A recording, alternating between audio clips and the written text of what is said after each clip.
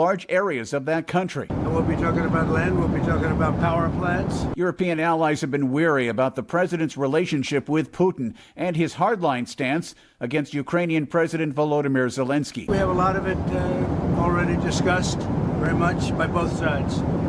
You'll ask him. Ukraine and Russia. The president described it as dividing up certain assets. The president also says he is going through with reciprocal tariffs on April 2nd. They charge us and we charge them.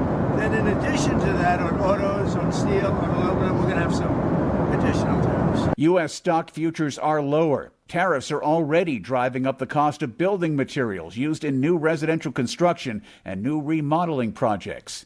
The United States has launched a new campaign of intense airstrikes targeting Yemen's Iran-backed Houthi rebels. This weekend's strikes killed at least 53 people, including children, and wounded others. The campaign is likely to continue against the Houthis. Foreboding predictions of dangerous weekend weather came true as a dynamic storm spawned tornadoes, dust storms, and wildfires that killed more than 36 people, mainly in the south. Hundreds of homes and businesses have been destroyed. Auburn is the top overall pick in the NCAA men's college basketball tournament, with Duke, Houston, and Florida join the Tigers on the number one line in the March Madness bracket. This is AP News. A nightclub fire in Macedonia killed at least 59 people. The inferno, sparked by stage pyrotechnics during a live concert, swept through the overcrowded venue, exposing safety violations and alleged corruption. A grieving father, Tomko Stojanov, said his 25-year-old son Andrei was pushed and run over. That's how my son died. Adding, responsible, let me tell you, is the owner and those who gave him licenses to work with it. Also the security and the guards and the police. That facility gathers 200 people and there were over 1,200. Who will compensate us for our damage? Stojanov adds, his son died trying to save others during a weekend inferno. I'm Charles de Ledesma. Electricity service in Cuba was gradually restored more than 36 hours after a substation failure left the entire island in the dark. I'm Ed Donahue, AP News. This is 8:20 a.m. WCPT Willow Springs and streaming worldwide at WCPT820.com. We are Chicago's progressive talk, where facts matter. Now your WCPT 820 weather update. From the Weatherology Weather Center, I'm meteorologist Jennifer Wojcicki. We'll see mostly sunny skies here for today with a high in the mid-50s. Winds out of the south around 15 to 20 miles per hour, gusting as high as 35. For tonight, mostly clear, a low near 43. By Tuesday, partial sunshine, high of 66 degrees. Wednesday, a chance for showers and thunderstorms, cloudy, we'll see high of 66. Thursday, slight chance for snow early, a high of 45. That's your latest Chicago weather update. Currently, it's 30. Millions of Americans take medicine like Ozempic and Zepbound. Many of them are overpaying by thousands of dollars a year. These GLP-1 medications for diabetes, weight loss, and more may not always be covered by your insurance, but GoodRx can help. GoodRx helps you save every month on prescriptions at over 70,000 pharmacies nationwide. Best of all, it's free to use. Check GoodRx to save on GLP-1s. Just go to GoodRx.com/GLP. That's GoodRx.com/GLP. GoodRx is not insurance, but can be used instead of insurance, including Medicare and other federal and state-funded programs. Chicago's progressive talk, WCPT 820, where facts matter. Welcome to Choose Views with Richard Chew. Get ready to dive into a world of insightful conversations and thought-provoking discussions. As progressives, our job is to have an all-inclusive, full-on assault with all of our players. A show that will focus on moving our political, social, economic, gender, and cultural conversation forward. And all of our players means all of our players. It's Choose Views. And now, here's your host, Richard Chew. Good Monday morning, progressives. Yes, it's Monday morning. Welcome to this March 17th, 2025 edition of Choose Views, 773-763-9278. Facebook Live, TuneIn Radio, YouTube, iHeartRadio. Yes, you can email me at richard@WCPT820.com. And I'm also over there at Substack. Catch all of our shows by subscribing to our WCPT podcast on Apple Podcast or Spotify. There you can get Choose Views, short versions and long versions. Joan Esposito, live, local, and progressive, driving it home with Patty Vasquez. The Big Picture with Edwin Eisendrath, Out Chicago and our other shows and interviews, check us out at the heartlandsignal.com digital platform, because there's lots of good stuff there. Today, we've got a lot with us with our show. We will have with us, let me get this over here so I've got it right. We got one of our state representatives that's going to be with us at in the 7 o'clock hour. Let me have that real quick, Dev. Yeah, let me go. Oh, there we go. Sorry about that.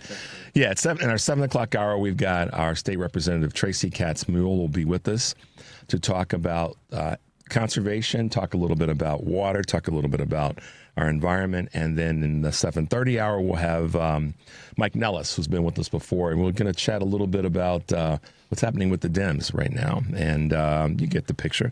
But that's where we're going to be today. Looking forward to having them on. And then through the course of the week, tomorrow we'll have Josh Haston, Elliot Richardson, potentially Greg Pallas, still working on that last minute. Wednesday, Kurt Mullett from Hoosier Blue 63 will be with us. We will be talking with Kurt Herner on Thursday, Mike Williams on Thursday, Karen Byrne from True Blue Politics, and Matt Greenberg. So we got a pretty busy week, as always. We're keeping it going, keeping it active.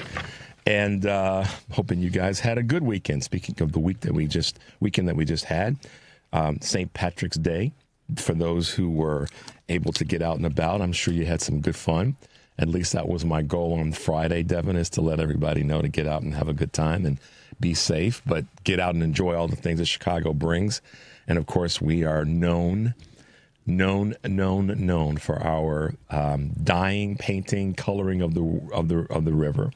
It's a big deal, and folks all over and from all over know about it and come to check it out. So it's nice that we can do it. It's nice when the weather kind of holds up. We did get that rain this weekend, surprisingly, and it's kind of those non-sticking snow flurries for those that didn't make it out and about yesterday. But I guess the moisture is good for us, and today we're going to have a pretty easy day. It's going to get up into the 40s as the day goes by. But we're slowly, Devin, step by step, getting closer to spring, which hits on Thursday, the 20th. It'll be here, the calendar-wise. That doesn't mean that the weather will. I mean, we've seen this. I've told this story before to so many people back in the high school days of playing basketball. And depending on how far we went in the basketball season, and I know some of you guys can, ladies and men, not just men, but can appreciate this. Depending on how far we went in the basketball tournament, would determine when track season started, because I ran track as well. So it'd come out of playing basketball and being indoors and,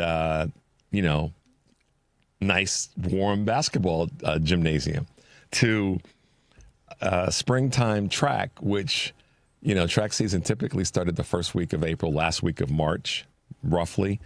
But there were inevitably those times, Devin, where basketball season ended and track season started, and then you felt like that you were still in the winter, even though it was the beginning of spring. So I remember many beginning of the track seasons where we practiced in the gymnasium because it was too cold to go outside. And track meets where, it was 50 degrees out. Yeah. So there you go. That's going to high school in the upper Midwest. And so my point of all that is we could see that like any year here in Chicago or the upper Midwest, where it was almost 70 degrees on Friday. This Friday it could be 40, and it could be the first full day of spring.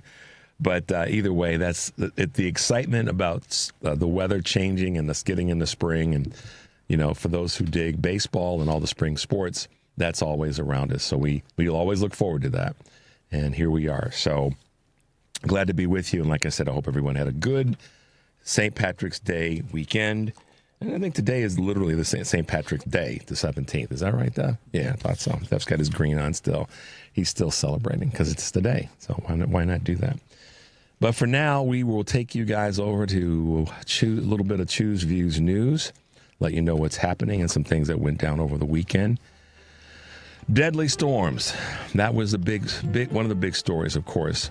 Killed at least 36 people after severe storms and tornadoes tore through parts of the Midwest and South on Friday and Saturday. Extreme weather injured 32 people in Arkansas, knocked out power for hundreds of thousands, and triggered fatal wildfires in Oklahoma. Around 10 million people in 6 states are still under tornado watches, from central and eastern Tennessee to the Florida Panhandle. Wind advisories were posted for another roughly 83 million people, especially in the middle part of the country. Workdays are ending early. Americans are working shorter days compared to 2 years ago, according to Bloomberg. While the average day wraps up around 4:39 p.m., 36 minutes earlier, productivity is up by 2%, with employees working in focused 24-hour minute bursts. Weekend work is also becoming more popular as many welcome the flexibility to finish tasks earlier. ActiveTrack recommends companies balance productivity with employee well-being as work habits continue to shift post-pandemic. It's about efficiency. It doesn't mean that, that it takes necessarily the same amount of time and folks can get it done quicker. They still should get. That's why I say wages are a big part of the solution to inflation. Not solving inflation, but solving the cost of things. Raise people's wages. And if people's wages are up, then not that inflation shouldn't go down, but if those were working in an inverse relationship where inflation goes down and wages go up, I don't know. Makes sense to me. How nicknames may weaken brands. What is a name? Plenty. Of course, when it comes to corporate nicknames such as Beamer for BMW, or Beamer for BMW, and Mickey D's for McDonald's, a new research suggests companies should be careful about embracing them for marketing purposes. The study has said, according to the Wall Street Journal, that when brands adopt these nicknames, it can diminish their perceived, quote, power. Studies show that using nicknames in official corporate campaigns can hurt share price and customer engagement. I get it. I guess I can get it. PepsiCo is in talks to buy Poppi, and I found this really interesting. Interested in the healthy soda market, showing no signs of fizzling. That meaning that the interest is still up. PepsiCo is in advanced talks to buy Poppi.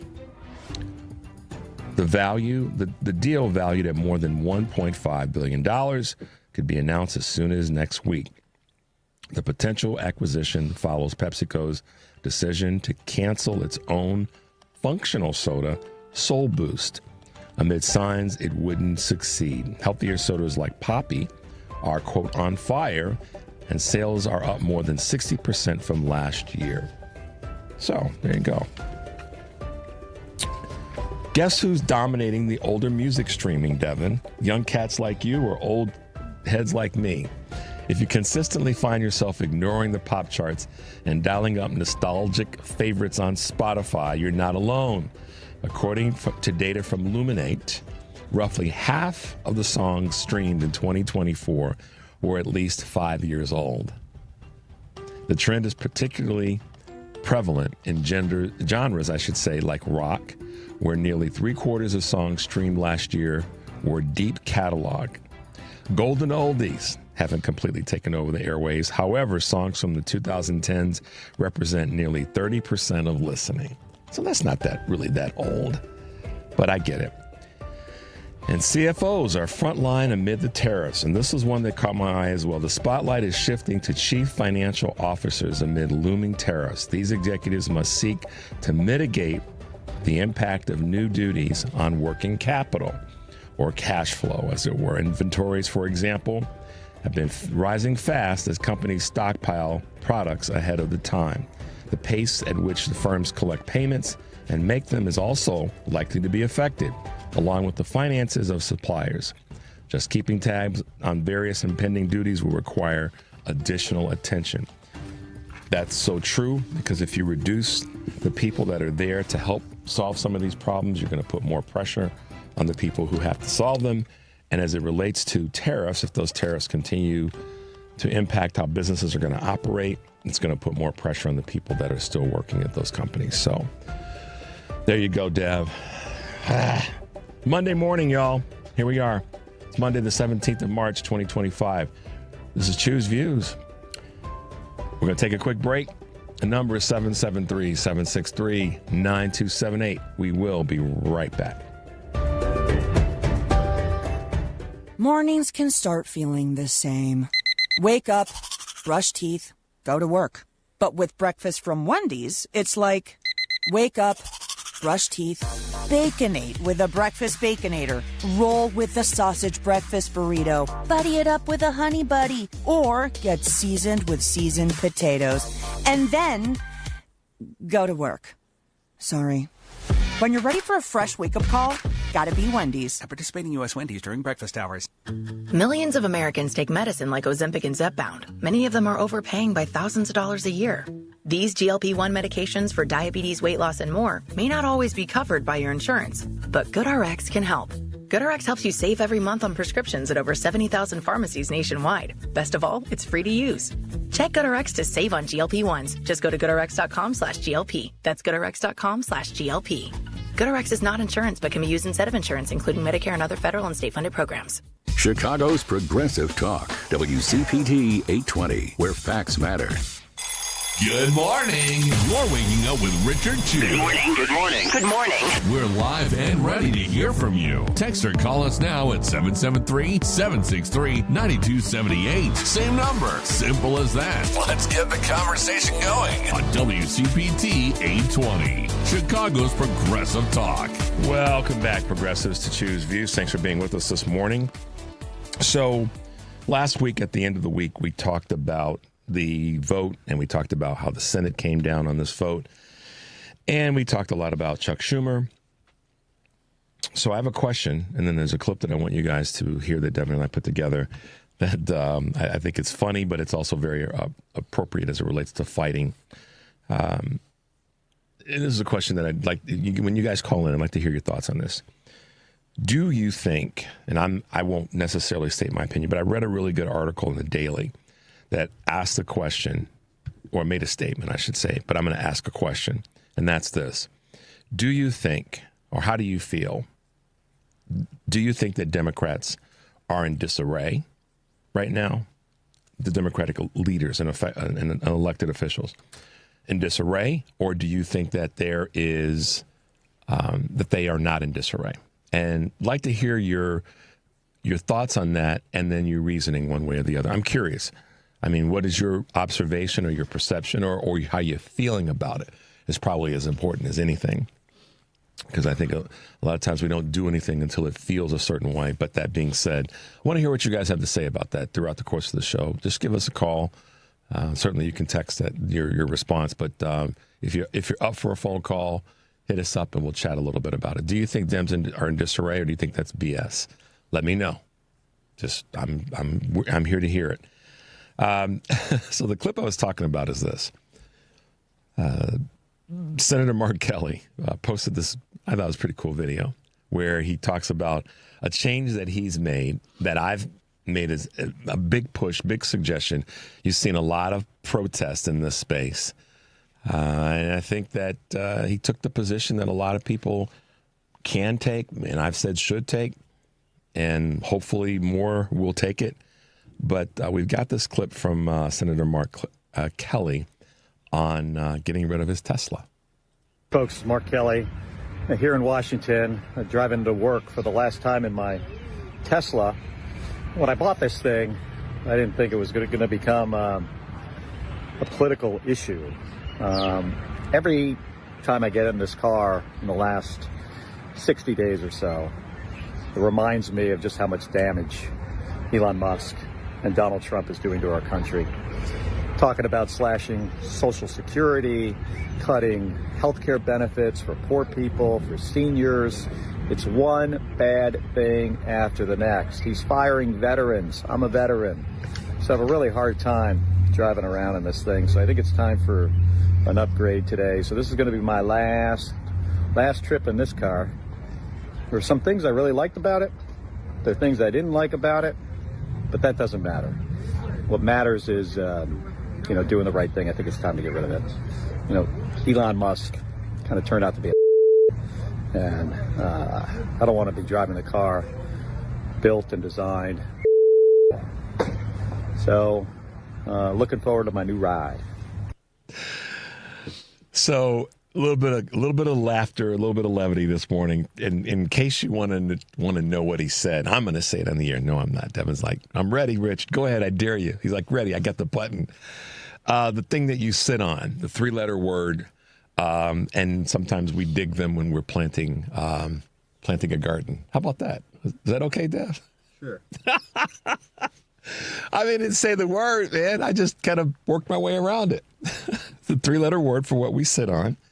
And when you're planting a garden, you have to do this. You have to dig one of these to plant the seeds. You guys figure it out. But the point is, the bigger point is that Senator Mark Kelly, as he has been known to do, he took a stand. He said, I'm getting rid of this. I'm looking forward to my new ride, whatever that may be. He may buy any of the number of other EVs that are out there or a hybrid because he's an environmental concerned person that happens to be one of our senators. And it's not complicated. It's not hard to do that. It really isn't. And I know many people will say, but Richard, yeah, I'm not a senator. I don't have the whatever to. You do if you choose to, I believe. No one gets your undies in a bundle on that, and no disrespect. If you want to make a statement, as many hundreds of people, thousands now, hundreds of thousands of people across the globe have made it clear that they're not down with Tesla. The protests at the dealerships, the people that are returning them, et cetera, it's something that if you are a progressive liberal Democrat and you believe in the things that we are talking about and we believe in the things that we want to see to go forward, and you are absolutely PO'd at the fact that this dude is raping and pillaging, not literally, but raping and pillaging our resources in an unrestricted way, then this is how you have to stand. This is where you have to be. This is why you have to be willing to say, you know what? It matters more to me to stand behind what I believe in and what I say I believe in and stand on business than it does to, own this vehicle. And that's not to say, and let me give you an example. Someone sent me this text last week during the show on the show text line, and I got it from a personal friend, that last week we were talking about this whole thing around Tesla, Trump turning the White House lawn into a Tesla dealership. And some people said, well, yeah, but Joe Biden went and drove a Ford Lightning, but he didn't drive it on the White House lawn. He didn't try to sell one on the White House lawn. He went in support of the unions. That's what his objective was. And you remember that, Devin. He didn't drive one around, D.C. So it's not so much that, people have to, I don't know, I guess you can't recklessly get rid of your Tesla, but I think it's you can't stand on business in one way and then drive around in this billboard for Tesla, particularly when this dude is, raping and pillaging our resources that are so important to so many of our Americans. So good on you, Mark Kelly, for looking forward to your new ride, whatever that's going to be. Probably will be some sort of an EV, knowing his background. But he's calling it out by doing something that's live, not Memorex. I asked the question earlier, if the people feel that the Dems are in disarray. I've gotten a couple texts that say, yes, they are. This is interesting because one of the texts that I received said that AOC and Fetterman even noted it passionately. Well, interestingly enough, the two of them are kind of on opposite sides of some things. Fetterman. So this is where I'm going next before we get to the bottom of the hour. I don't know. I want to get this squeezed in. I'll do this after we come back. But I want to talk about this disarray topic. And then I'll tell you what's interesting about one of the texts that I received about AOC and Fetterman, because they're on opposite sides of certain things. Fetterman is leaning in with the Republicans, where AOC is like they're stinky. So the different, and one's in the House of Representatives and one's a senator. Fetterman's really been stinking up the place. Let's be honest. AOC has not, based on the work that they're doing and the stands that they're taking and the votes that they leaned into. But that being said, when we come back from the break, I'm going to talk about that. We're not. I don't want to. Didn't mean to startle you, Devin. We're not going to jump to it early, but I do want to talk about that because you'll be surprised. Maybe not surprised. You'll maybe just be a little bit more informed with something I'm going to share with you. All right. Tom Emmer is a congressman from the great state of Minnesota, and he showed how either ill-informed, I'm not going to call him stupid, Devin, but how ill-informed he is on something. And we have a clip that Devin and I put together that is part of our Heartland Signal on X platform. So as always, make your way over to Heartland Signal. Our articles and our posts are great there. We've got the one that we played from J.B. Pritzker on his political future. We've got South Dakota House Assistant Majority Leader talking about the hurt from Doge is just going to have to be what it's going to be. We're going to have to go through some hurt. That one is just, it's almost incomprehensible what these guys are talking about. But I want you to hear this clip that we have over at heartlandsignal.com that you guys can pull up for yourselves and check out and pass on from Minnesota Republican Representative Tom Emmer. By the way, Al, I was having this conversation with the president on Monday night. I was telling him, he asked how the tariffs, what I thought. I told him, it's a mixed bag. You got people who this is going to cause them some pain. You got other people who are all excited because guess what? Their competition now has to compete on a level playing field. And then I said, I got this really the most incompetent executive in the country by the name of Timmy Walls, who goes out and makes a public statement because he hates Donald Trump, that Donald Trump hates the farmer. Well, I got news for you, Tim. The farmers don't like you because you've never done anything for them. You have been Minneapolis-centric for 6 bleeping years. And guess what? You don't give a darn about the farmer. Donald Trump does because he sees how they're being mistreated by our friends. He's fighting. By the way, when people say, yeah, but these tariffs, Al, ask him, what has worked? Who's tried to do this? This has been 30, 40 years of this coming, and it's gotten so bad our friends have been screwing us for their benefit. And it's like, great, but all Trump's saying, look, we'll treat you the way you treat us. And when people start seeing 270% tariffs, 150% tariffs, 100% tariffs, and they see how it's screwing our people, this is just going to make Donald Trump stronger. The last 2 sentences make me wonder if he was on something. I mean, seriously, I'm going to repeat it because I have the written version of it. When people start seeing 270% tariffs, 150% tariffs, 100% tariffs, and they see how it's screwing our people, then it's going to make Donald Trump stronger. Now, there's a huge disconnect there, Devin, because if we have tariff, how is putting tariffs on another country going to be beneficial to our people, our country? That's going to ultimately be screwing our people, and it's not going to make Donald Trump any stronger. But it's not about making him stronger, Tom Emmer. It's about making the American people stronger. And oh, by the way, Tim Walz has been leaning in for a long time for farmers and been leaning in a long time for something that you haven't stood for, and that's our children. And I'm talking about children in Minnesota. They're not our children, but they're our children. So, it's once again, when I put out the question about are Democrats in disarray, or is there a perception that you may have about that? I think we should be really also looking at the Republican Party being crazy. The Dems may be in some sort of disarray and can't line up on the Senate side to get their votes right. But I would say that the House of Representatives, but I want to hear what you guys have to say about that. And when we come back, I want to lay out something that you should be aware of as we talk about this question, or we have this question about the Dems and their disarrayship, if you will, to make up another word. All right, guys, we'll take a quick break. And when we come back, we will talk about what's happening with this question about Dems in disarray. Number is 773-763-9278. This is Choose Views, and we'll be right back.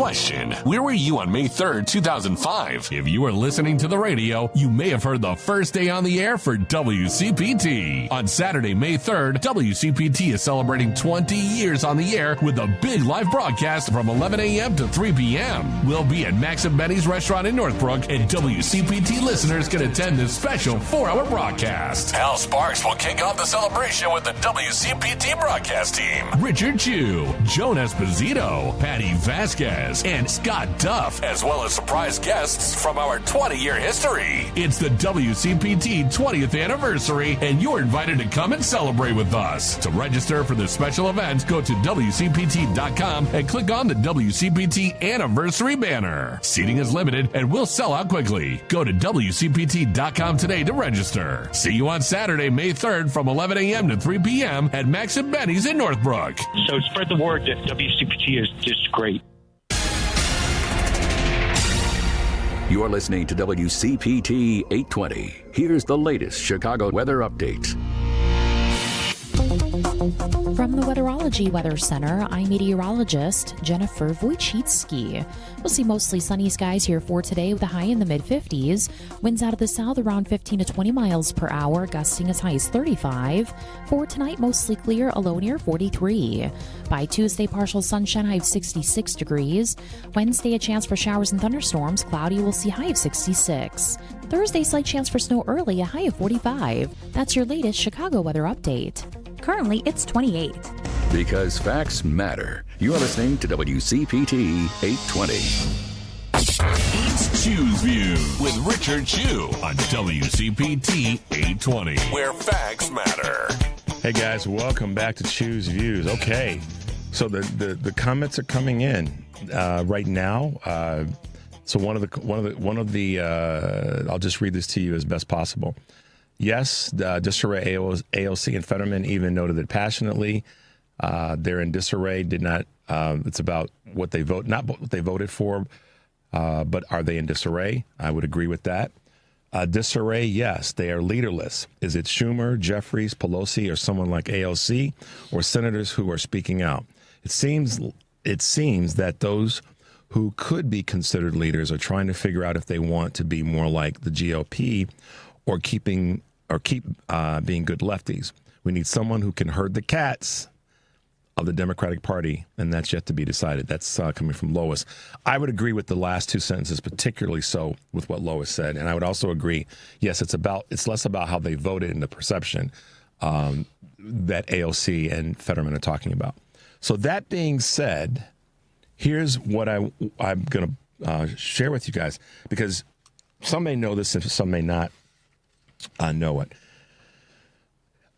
Meet the 10 senators, and this is where I was headed before. Meet the 10 senators that actually were part of the final vote to break the filibuster. Those Senate Democrats, who some say betrayed the party and the country, that really, in most recent couple of days, exposed the disarray. And this is why I wanted to ask the question. And we got another one that says, let's see. Absolutely, we are in every way on the local, state, and national level. Yeah. So here's the list of Democrats. Durbin from here in Illinois. Angus King, Brian Schatz, Chuck Schumer, Cortez Masto, Fetterman, which is why I drew the line between Fetterman and AOC, talking about the Dems being in disarray. Peters, Maggie Hassan, Kirsten Gillibrand, and Jean Shaheen. Those are the 10 Democrats. If you don't know, I'll send it to you, who voted for this CR to break the filibuster. So you need to know who they are for obviously active reasons. I think that Fetterman has been showing signs of being less inclined to support the people who voted for him in the state of Pennsylvania by, in his way, going to Mar-a-Lago and kissing the ring. And I know that some people said to me off air that these folks have difficult upcoming elections. Not every one of them does. And I'm a little bit challenged, is probably the best word, that Durbin, particularly, because he's from Illinois. I'm not surprised. I'm not surprised by Fetterman because he's shown his colors in recent weeks or months, particularly. Yeah, and thank you for this. The text I received. Jean Shaheen is retiring next year, so that's kind of a week A way of voting. She would have been better off. I mean, if she's retiring next year, you would think that she would have voted in a way that's going to support more people that are still going to be in the fight. So this is the part that where I go down the road of, yes, they are. And what I look at it is the disarray part is what Lois said in terms of we need someone who can herd the cats of the Democratic Party, and that's yet to be decided. I agree with that 1,000%. I was saying in part last week that the fact that there is a incongruent message, let alone the votes that they may make. See, the House was lined up and they got their marching orders and they followed them. And particularly so when it comes to the fact that Hakeem Jeffries was able to keep his caucus together, whereas Chuck Schumer was not. There's no way that himself and 9 others should have not lined up. And the argument, listen, the part of my conversation today is going to be about how other Democrats are looking at what went down. And I think that's not a sign of disarray. Let me try to thread the needle here. The disarray is when the leadership doesn't have their caucus in order, and when they come public, they show that there was no leadership in how they voted. Jeffries had his caucus in order, as I said last week, and they voted in line with what makes sense for the country. Not their particular district, but first for the country and then for their district. And some may say I have it out of order, but at the end of the day, they were in alignment how they voted. The Senate, on the other hand, was not. So when I asked the question, I would now layer into that, is the Senate in disarray versus the Democratic leadership in its entirety on a federal level? Because the Senate showed that their leader, the Senate leader, did not have a grasp on where these other 9 senators were, or maybe he knew. But either way, the public display of that lack of leadership is in Schumer's lap.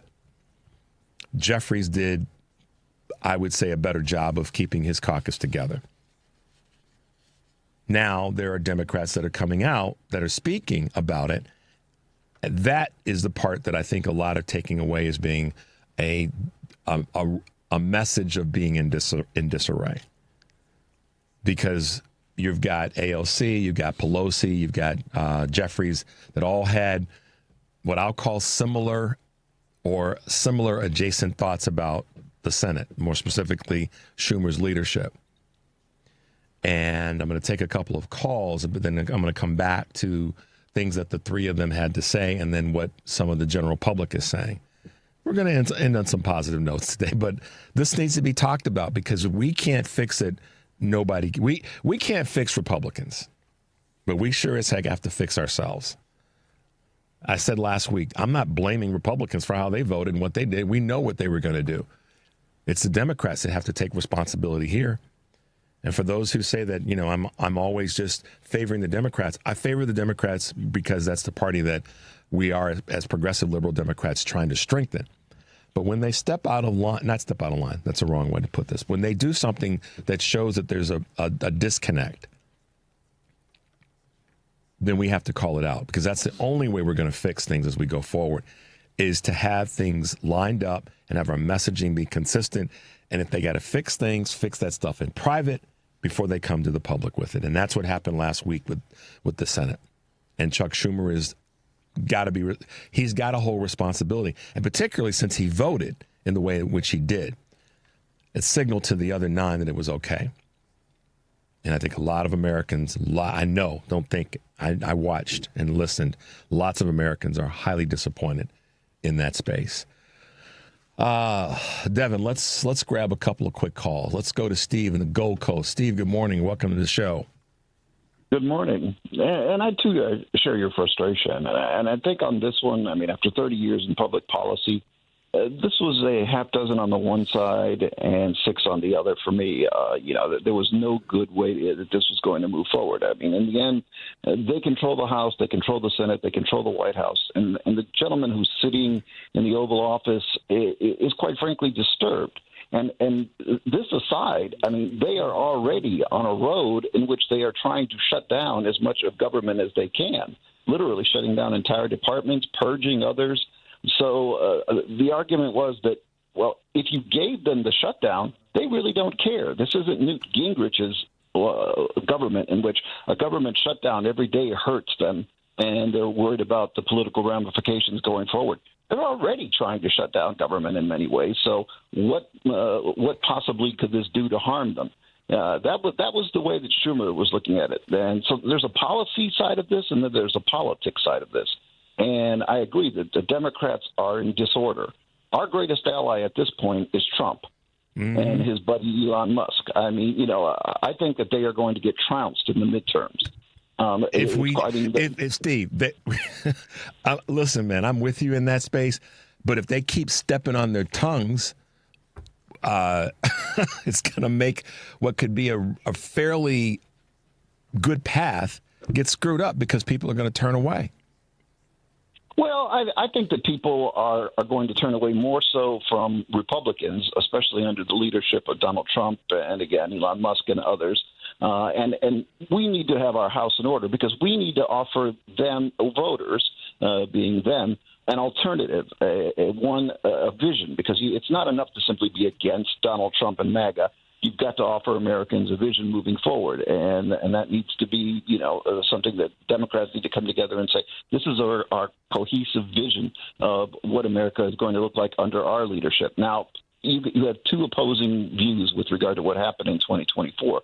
One says that we didn't cater enough to our base, and therefore that's why we lost. Another one says that, you know what, we needed to cater more to the middle of the road, and instead we were perceived as being much too radical, and that's why we lost. And so that's a question, each of us needs to address in terms of how we go forward, who our nominees are going to be, and what the party platform is going to be. I don't have the answers, but I do know that, again, Donald Trump is our best ally going forward. And as long as he continues on this route, I have no doubt that we are going to seize the Senate, we are going to seize the House, and, he, in his last 2 years of his presidency, he's not going to be able to accomplish very much. What do you think about this? Going back to what you said about its policy. One side is policy, one side is politics, and I want to just take another moment to kind of delve into that because your background is very, very relevant here. Do you think that because the House didn't need the votes, the Republicans in the House didn't need the Democrats' votes, that's why they lined up by comparison to the Senate, where the shutdown would have been put in the Senate, in the lap of the Democrats in the Senate? Do you understand what I'm asking? So that's part of it? Well, in part, I mean, this is what the founders intended. They intended that the Senate is supposed to be the deliberate body. They're not worried about getting elected every 2 years. Basically, you sit down as a congressman, and then you have to start running for office again. And so you sort of cater to the whims and woes of the populace. But senators are there for 6 years, so they can afford to take positions that aren't terribly popular today, but might turn out to be the right thing to do a year or two down the road. Because again, they're not being reelected every couple of years. And that's the question. I mean, did Chuck Schumer and then a few other, senior statesmen say, you know what, this was the lesser of two evils. We don't control the House. We don't control the Senate. We don't control the White House. But the people who do control government right now are seeking to purge government and eradicate entire agencies, entire bodies. So this idea of a shutdown used to be the case that if you had a shutdown, the party that was seen as responsible for it suffered tremendously. But it's been made quite clear to us that Donald Trump doesn't care about his poll numbers, doesn't care about how bad he looks, doesn't care about the fact that his own party, for people who don't know it, Republicans went home and decided to have town hall meetings, which went terribly. But they were booed off stage by their own voters. I'm not talking about in liberal states or districts. I'm talking about hard red districts. And the word came down from on high. Don't have these anymore. We are not doing well. Our own voters hate us, and they want us to do something about this nutcase that's in the White House. And so that's where we stand. So, like I say, I mean, moving forward, we need a cohesive message as Democrats, and we need to give Americans an alternative to crazy man. Yeah. And it's not enough just to be against Trump and MAGA. You have to give Americans a vision of what you're offering. Something to vote, not just to vote against, but to vote for. So, yeah, Steve, I appreciate Absolutely. that. Good to hear your voice. Glad you're well, and thanks for your contribution, Thank Steve. you. Have a great day. All right. Let's take a quick break, guys. Number is 773-763-9278. This is Choose Views, and we'll be right back. The Hal Sparks radio program. I don't mind talking to trolls. I don't mind talking to ever-Trumpers. I really don't, you guys. And I'm not one of these people who automatically vilifies all Republicans or can't talk to a conservative and understand that they believe in their ideology. I'm not one of those guys. But I damn sure I'm going to push back. And I'm not going to wilt when you yell fake news. Hal Sparks, Saturdays from 11 to 1 on WCPT 820, Chicago's Progressive Talk. Progressive knows if you have to choose between everyday life and your RV, RV wins. What, are you going to take the RV to the mountains or go pick up your dry cleaning? RV wins! Are we cleaning the gutters or taking the RV camping? RV wins! Are we getting a new passport or cruising up the coast? RV wins! Don't forget, you got that trip to Sweden coming up. Oh, yeah, passport, then RV. With Progressive, you can bundle your RV with your home or auto and save with a discount and spend more time enjoying those savings in your RV. Progressive Casualty Insurance Company affiliates and other insurers. Not available in all states and situations. Hey Google, play WCPT. Streaming Chicago's Progressive Talk from TuneIn. It's Choose Views with Richard Chew on WCPT 820, Chicago's Progressive Talk.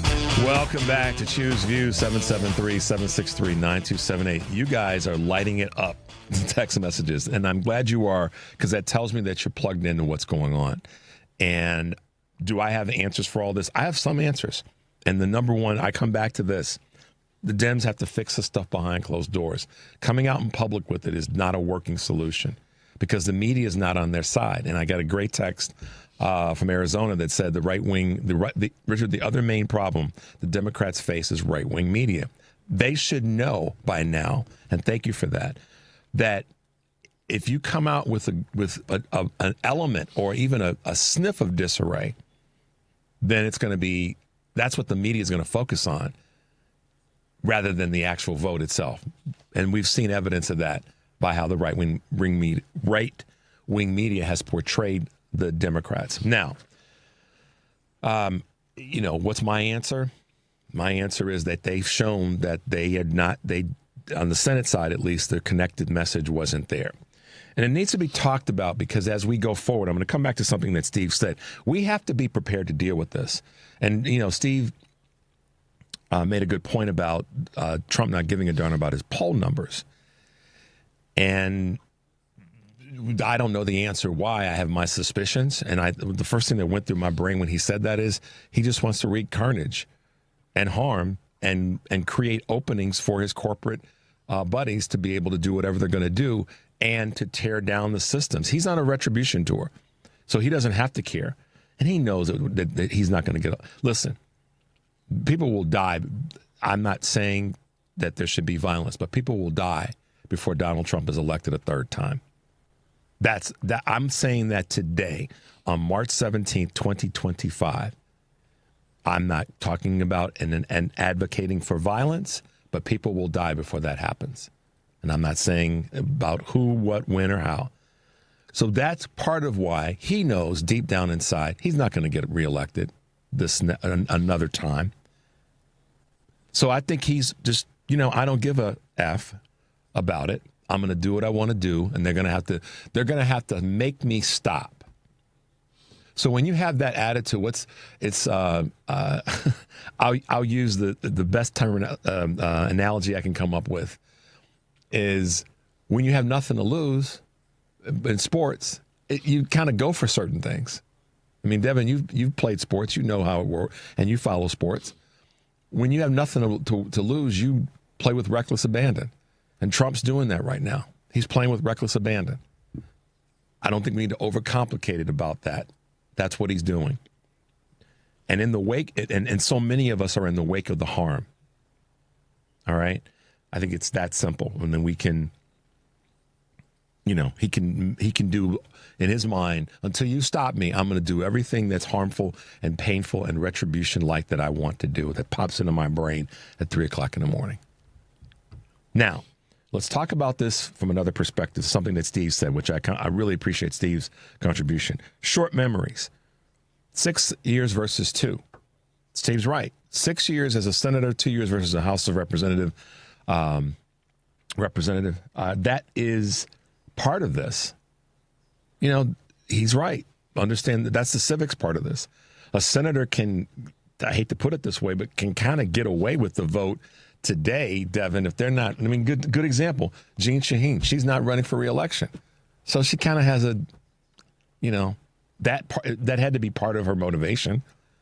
And others that aren't worried about it right now because their next cycle, and there are going to be other votes that they may be able to cover their bad vote for now in a year or so if they're not up for a re-election in 2026 or 2028. Could be. Don't know, but I think the short memory part of this, meaning that voters have short memories, may be part of their strategy or rationale, maybe is a better word to use. So there you go. Let's try to get a couple quick calls in before we get to the top of the hour. Let's go to Earl here in Hyde Park. Earl, good morning. Welcome to Choose Views. Hey, man. How you doing? Good morning, Richard. Happy state, Irish state. We'll call it. Hey, I've got this great story. I'm not going to tell it today. I'll try to get to it this week because it's an everlasting story about being Black Irish. It's a cool story. But go ahead, man. Okay, I got a different point of view than what you and Steve were talking about as far as having a top-down approach to dealing with the problem with our messaging. I think that we can also have a bottom-up approach from our messaging. If you look at what's happening at Tesla auto dealerships all around the country and around the world, the people have risen up and came out with a specific message that says Tesla is bad, do not buy Tesla, blah, blah, blah. And so what I'm saying that is if we're not getting the proper messaging that we think we should be receiving from our quote-unquote leaders, we should rise up and give them the message. We should take to the streets and announce what we want them to push in our favor and concentrate on.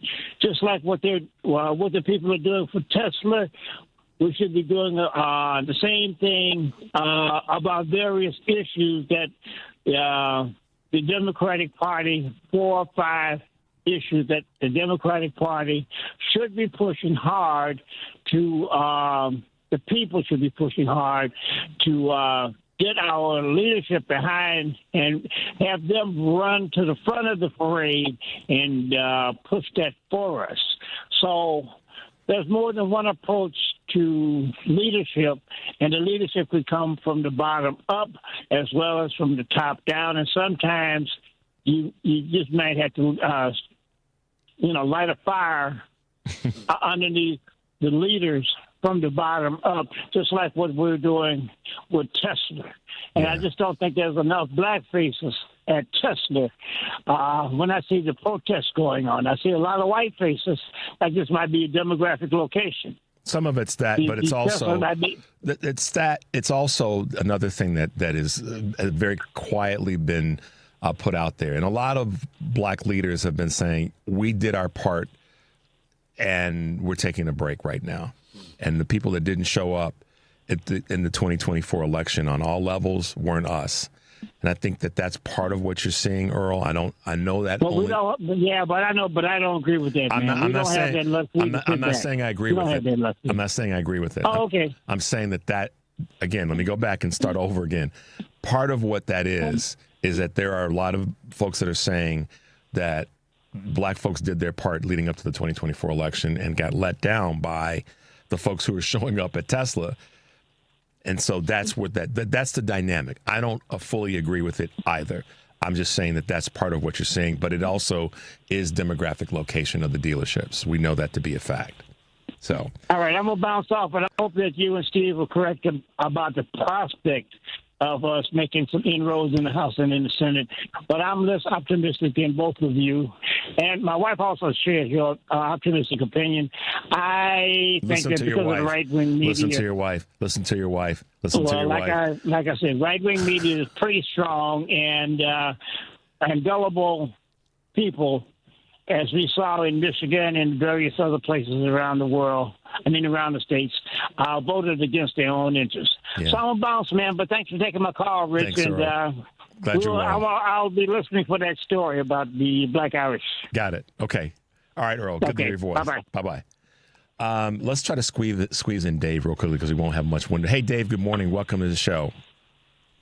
Oh, hey, Richard. Hey, you're enough of a wordsmith. If I were to say a legacy of looking forward. Okay. Is that a reverse negative? What is that all about? A legacy of looking forward. Well, I think what you could how you could potentially process that is if you're talking about what someone's legacy has been, that they were an eternal optimist, they were constantly looking forward, they were constantly trying to find a better way. That would be how I would take those words and pull them apart, and then, just to maintain a positive, optimistic attitude and forward-thinking mindset. That's how I would say that's how it would hit me. Sure. Well, about someone that has a legacy of trying to push towards future achievement, et cetera, et cetera, et cetera. Sure. So now, you remember the guy that's been trying to buy Clarence Thomas, or he apparently did. He's already bought him. Harlan. Yeah, sorry. Yeah, Harlan Crow. And he's got a website, Crow Holdings. Right. And that's the lead there. So you're describing a positive movement, but that's Harlan Crow they're talking about. Mm-hmm. So Crow Holdings, I don't know if you noticed it, but Rachel Maddow on Friday did this piece about how Congress is trying to sabotage itself by saying that Trump can't be challenged. And Mike Johnson, Speaker of the House, has declared that Congress is in a frozen state, that the date like we think today is St. Patrick's Day. Well, according to Congress, it's last Thursday. And it'll be last Thursday for months to come because Mike Johnson doesn't want to challenge Trump's fake emergencies. Mm-hmm. And so it's ceding power. Actually, New York Times has it as ceding power. And so I'm just wondering, I'm mixing in Harlan Crow there because if we're going to be frozen in time, maybe we don't need to pay rent to Harlan Crow. Yeah, I mean, listen, I'll expand that a little bit, Dave, to the fact that a lot of people are saying, well, if our benefits that we've earned are going to be taken away from us, then maybe I shouldn't pay taxes on a federal level because this is a federal benefit that I paid into. It's not an entitlement.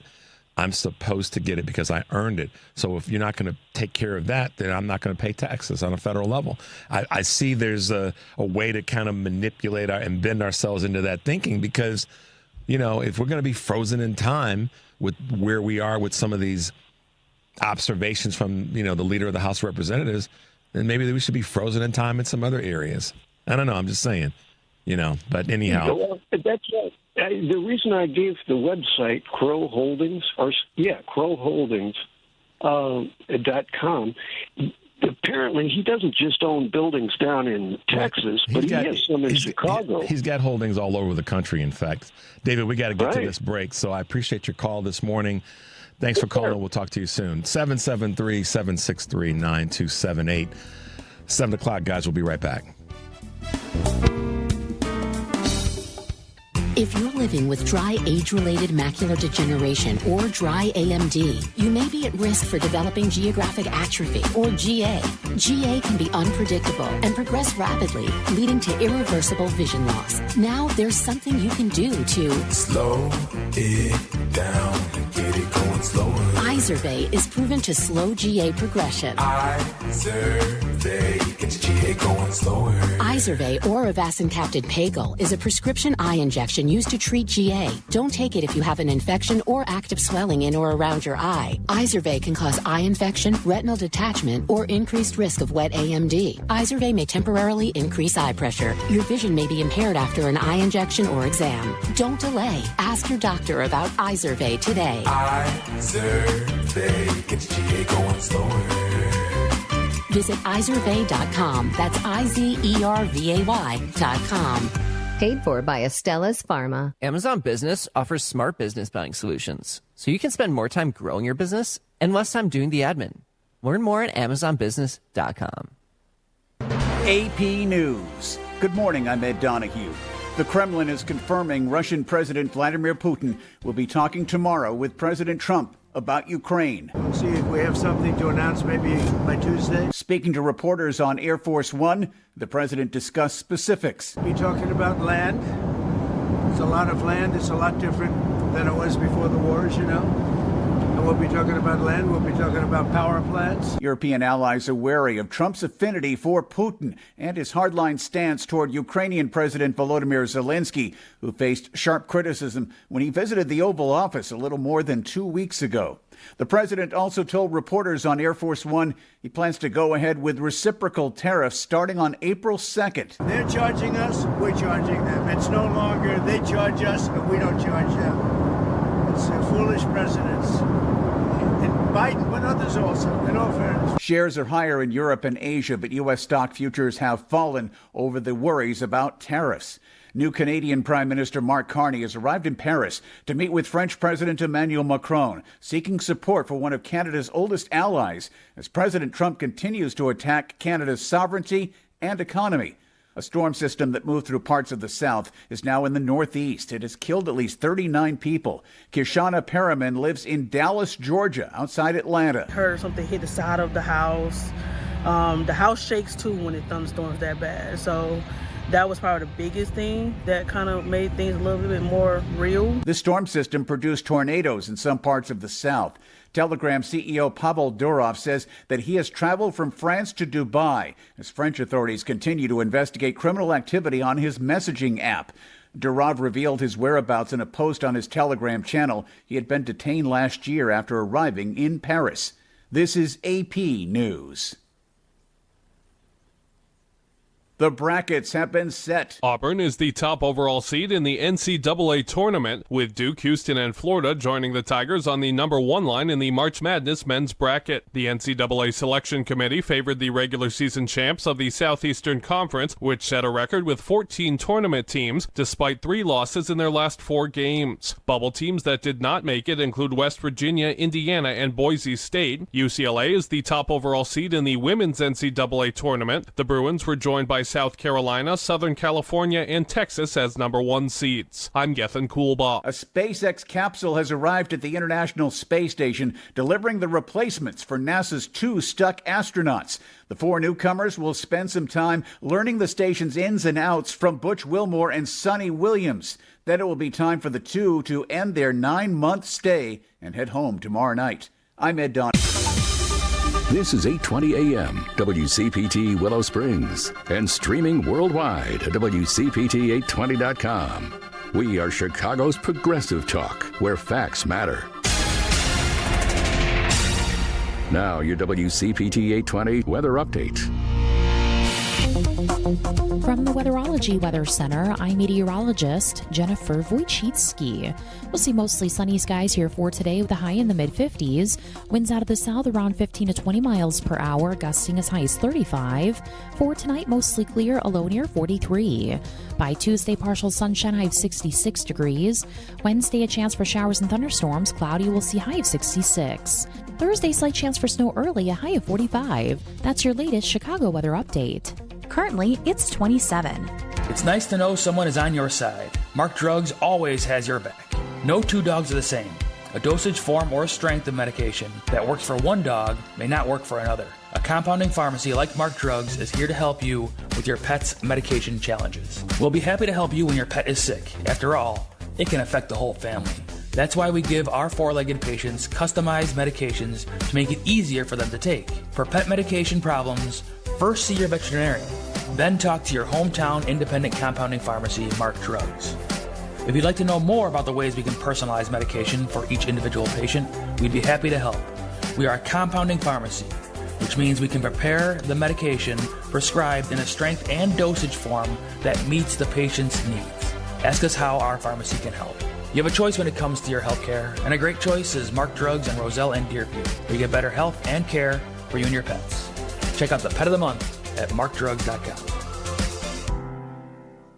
WCPT 820, Chicago's Progressive Talk, where facts matter. Welcome to Choose Views with Richard Chew. Get ready to dive into a world of insightful conversations and thought-provoking discussions. As progressives, our job is to have an all-inclusive, full-on assault with all of our players. A show that will focus on moving our political, social, economic, gender, and cultural conversation forward. And all of our players means all of our players. It's Choose Views. And now, here's your host, Richard Chew. Welcome back, progressives, to Choose Views 773-763-9278. Make sure to stay tuned for the Stephanie Miller Show, my radio sister on the West Coast. Tom Hartman Show, professor of everything progressive. Joan Esposito, live, local, and progressive. And, of course, Patty Vasquez, my bookend that's driving you home. Well, you know, we've got some really good leaders in the state of Illinois, whether they be our congressional leaders. And I know right now we've got some issues with one of our senators, and rightfully so, based on this most recent vote and occurrences. But on a state level, and I've talked about this for months, if not, over a year now, not only do we want to have a stronger presence on a federal level, but we want to make sure that our state legislatures across the country are filled with people who know what they're doing and are forceful and fight for bills that are important in the state that they're elected in. But also what I've come to realize that pretty much any bill in one state is going to be important to contiguous states and throughout the rest of the country. With us this morning is one of our own state representatives who has been leaning in hard on making sure that environment is protected, and that would be our own state representative, Tracy Katz Muhl from the district up there in the Northbrook area, part of Chicago suburbs. Good morning, Representative, and welcome to the show. Good morning. Thanks for having me. Absolutely. Do I have your district? It's 57th district, right? It is the 57th district, centered in Northbrook, but also Wheeling and Glencoe and other suburbs. Yeah, I mean, I have to tease you a little bit because when I looked at the map of your district, I'm like, how do you make your way around? Because it's definitely kind of a hodgepodge of, sort of put together, but I mean that in the most positive of ways, because you kind of got to get around, and your district is not just lined up as a rectangular or a box district. It's connected to a few different communities, right? Oh, this one runs east-west all the way from the lakefront in Glencoe all the way across to Cook County, Buffalo Grove. So definitely back and forth. Need a car for this one. So.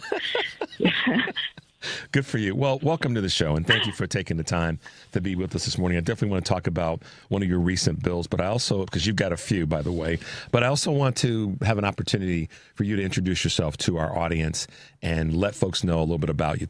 Take a moment, let us know, kind of your ascent, because you're what I'll call a recent, I won't call you a rookie, but you're a recent state representative. But let our audience know a little bit about your background and how you got to the point where you're now one of our top representatives in the state of Illinois.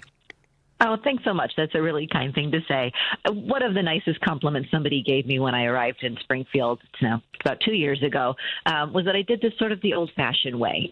This was the fifth time I had served in public office. I did 2 terms on our local school board. The last 6 of those years as president, including going through the pandemic. So cheers to anybody who was on a school board during the pandemic. And also have served 2 terms as a Cook County committee person for the Democratic Party up here in Northfield Township. So when I got down to Springfield, it was a new environment, but certainly was very used to working with a board and with people from all over the county and state to make good policy together. You had I guess we'll call it the ascent that also included attending Georgetown, and then you got your law degree from the University of Chicago, and you practiced before you basically decided to get involved in politics as a committee person in Northfield Township. So that gave you a good foundation, I would say, to understanding legislation and how to use the phrase, how the sausage is made. Is that correct? Absolutely. I am on sabbatical from practicing law for the most part now, but in some ways I've never felt more like I was in law school, because this is really the place where we take a look at law from a big picture lens. How are we making good choices that think about law and economics, law and human behavior, and are we setting up laws in the right way to encourage people to make smart choices for all of us as a society? And that's just really a privilege to be in that role. Yeah, and you've done. I mean, this most recent, and we'll talk about this from the lens or through the lens of what I like to say is environmental, and this is your freshwater conservation bill.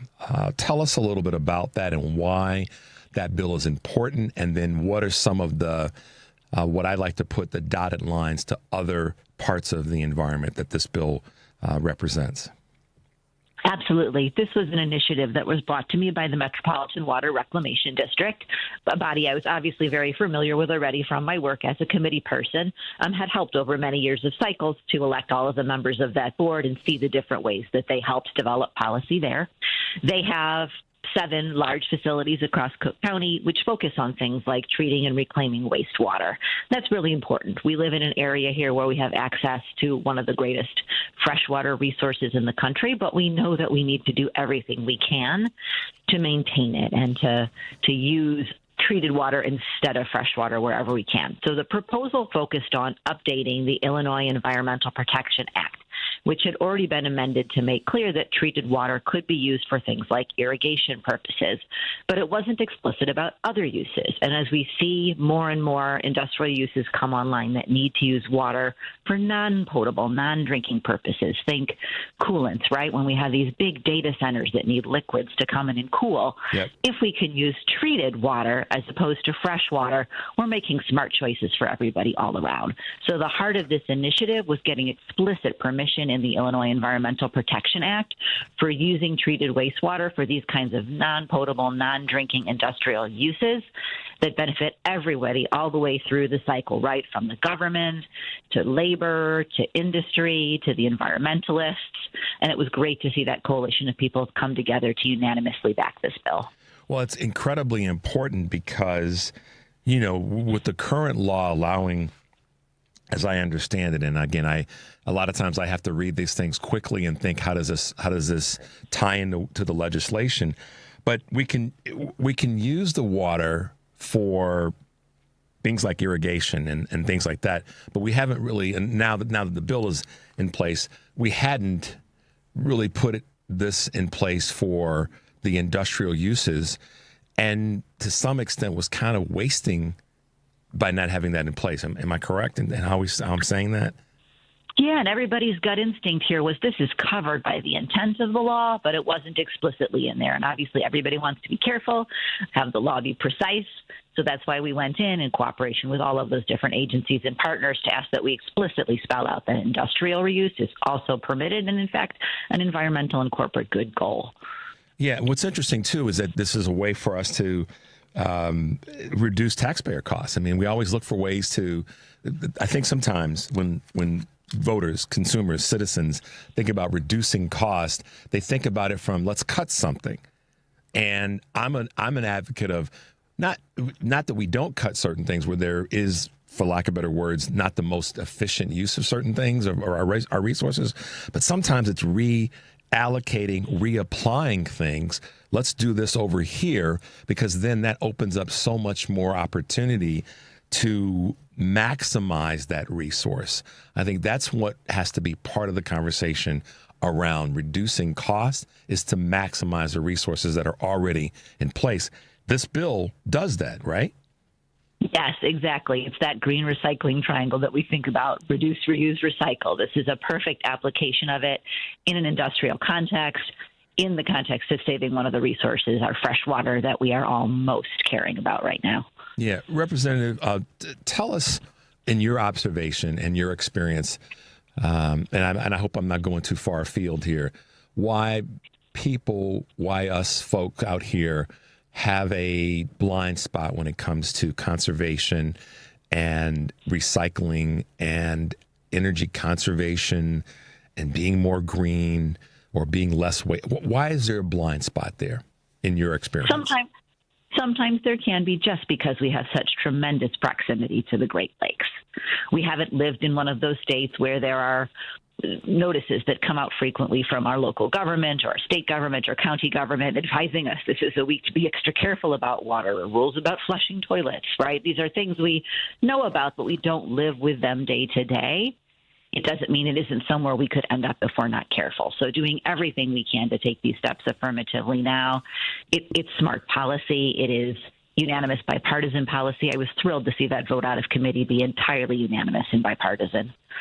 Yeah. Did you feel, as you were leading up to this, did you feel that there would be a partisan pull?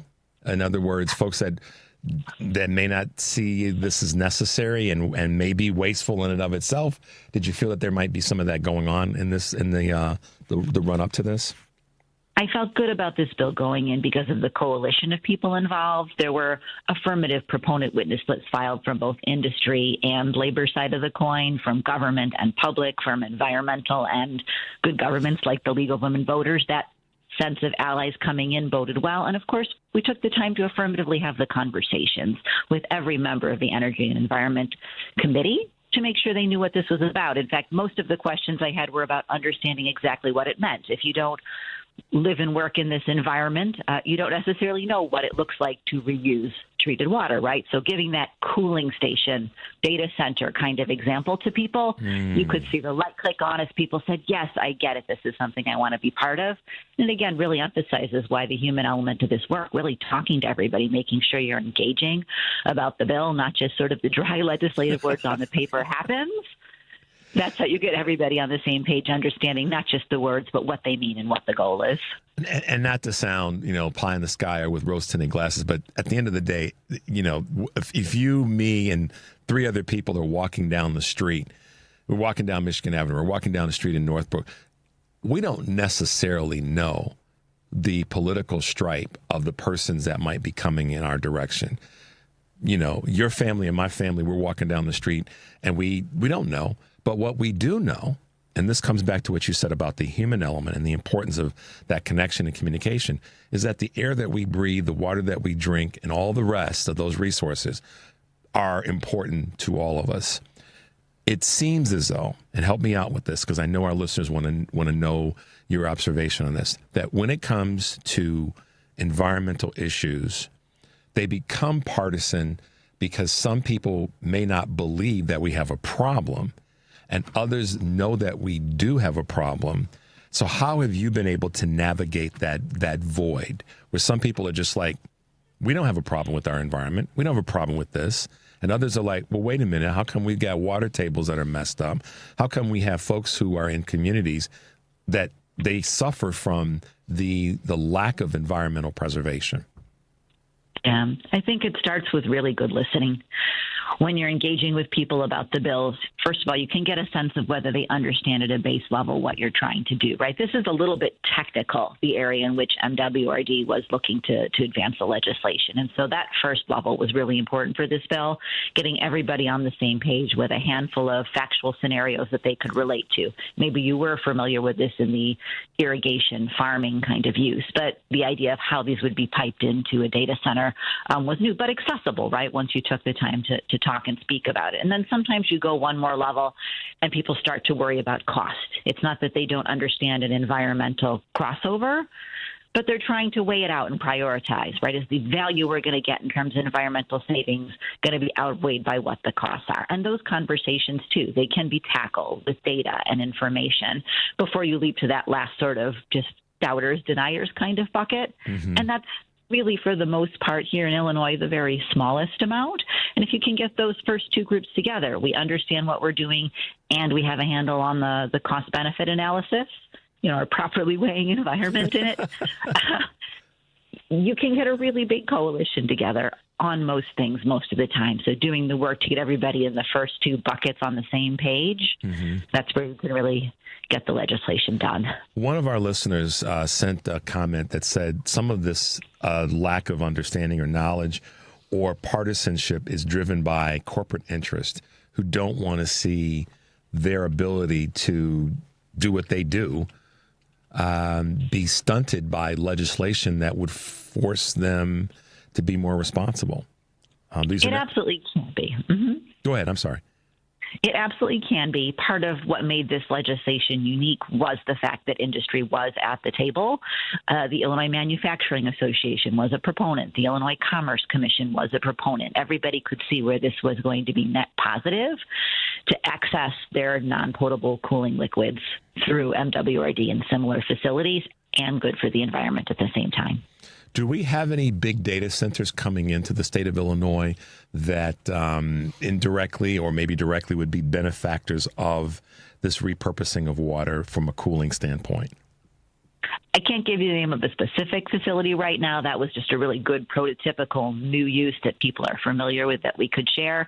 We expect there'll be ones that have some decent proximity to the facilities. Like I mentioned, our Cook County facilities for Metropolitan Water Reclamation District. There's 7 sites that are spread all over the county, from Des Plaines to Skokie to Cicero to Hodgkins.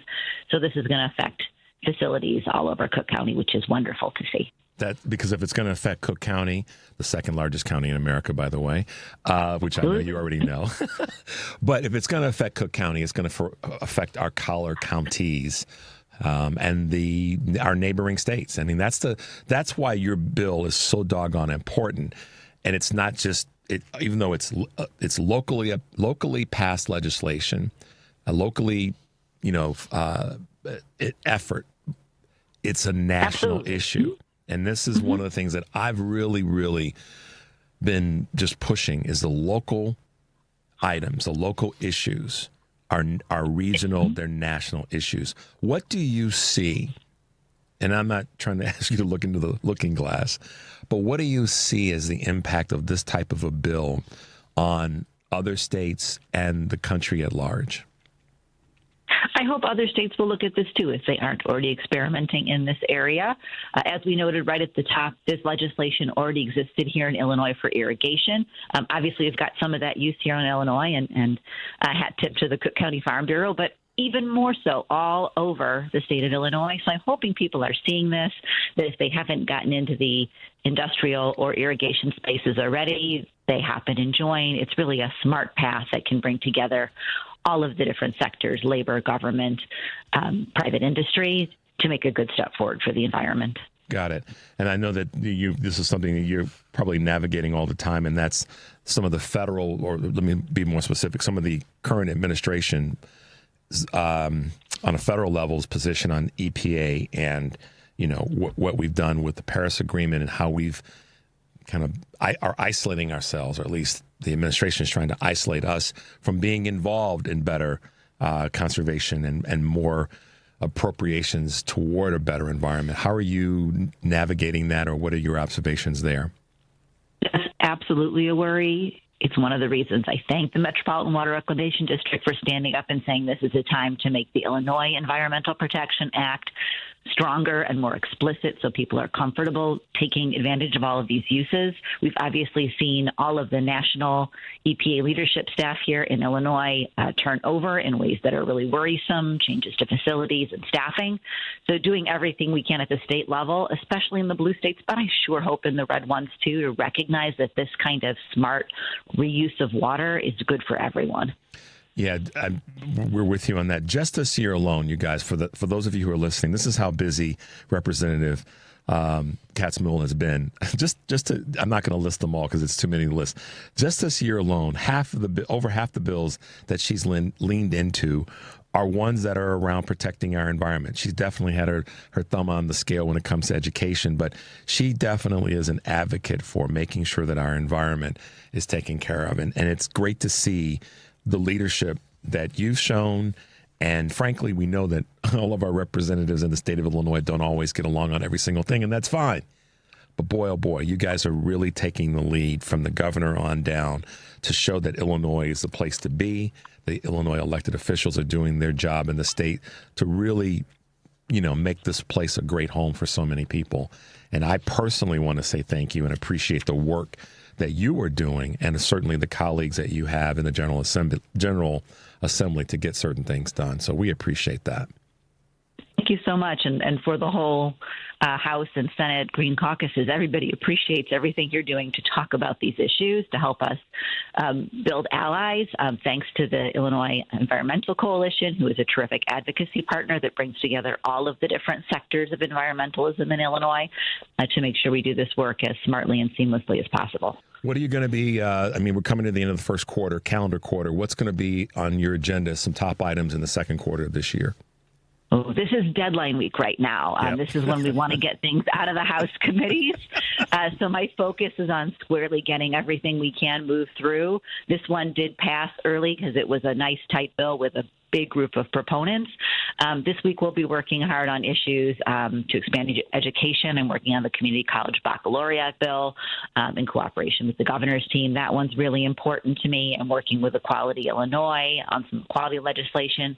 And of course, like you shouted out, education. Coming from school board world, I understand all the ways that we can make that work better and tighter for schools all over the state. So all three of those policy areas are going to be front of mind for me as we're working to get things through committee in the next 5 days. Well, hopefully that happens. I know you're leaning in hard on that. We would be honored to have you back again in the weeks to come, maybe when we get into the second quarter and you kind of working through the machinations of all the legislation that you're proposing. We can have you back. We can talk about, you can give us some updates in terms of things that you're working on. Would that be okay? Absolutely. Would love to share more updates, hopefully good news on many of those fronts. Wonderful. Thank you for being with us, Representative. We really appreciate it. How can folks find you? Say, how can we volunteer? What are you doing? What can I do to help in the work that you're doing? I know our listeners want to know what they can do to be involved. Hop online. StateRepKatzMuhl.com is the website. There's also, of course, email and social media where you can follow along. We really love the engagement. We love to hear what things our voters are interested in talking about, and great ideas come from voters. A lot of my legislation, both this year and last year, came from people in the district who reach out to problem solve, especially young people. I love running bills that come from students. So please, anytime something comes up, give a ring and we'll see if there's something already going on or if it's something we can add to that drawing board of ideas for the future. State Representative Tracy Katz Muhl, 57th District of Illinois, doing the work and getting things done. We appreciate you being with us this morning, and we look forward to having you back in the future. Thank you so much. Have a great day, everybody. All right. Bye now. Bye-bye. There you go, guys. She's getting it done, and was really excited about having her on today because, the reason I asked her the question around what are our blind spots when it comes to conservation and to recycling and to doing a better job. I'm always asking myself, okay, how should I have gotten or disposed of that? Should I have done a better job there? What am I doing to make it better? And so that's why I asked her the question about, what are our blind spots and what can we be doing? So give her a shout out, State Representative Tracy Katz Muhl. Its last name is spelled Katz, Katzmuhl, 2 words, Katz Muhl. So reach out to her office, see what you can do to get involved. She's definitely someone that's leading the way in that space. And we like having folks throughout our wonderful state of Illinois. We're setting an example. I say this all the time, and I'll say it again and again. Our leaders are setting an example. Governor Pritzker, Lieutenant Governor Juliana Stratton, even our our federal senators, certainly Ms. Duckworth doing great work. But our state representatives, our assembly folks are doing the day-to-day things here that I feel are important, and that's why we love having them on to talk about what they're working on. So take a quick break, Dev. When we come back, we will have a conversation with our friend Mike Nellis, and we'll try to squeeze in a couple calls as we wrap up the show today. 773-763-9278. This is Choose Views, and we'll be right back.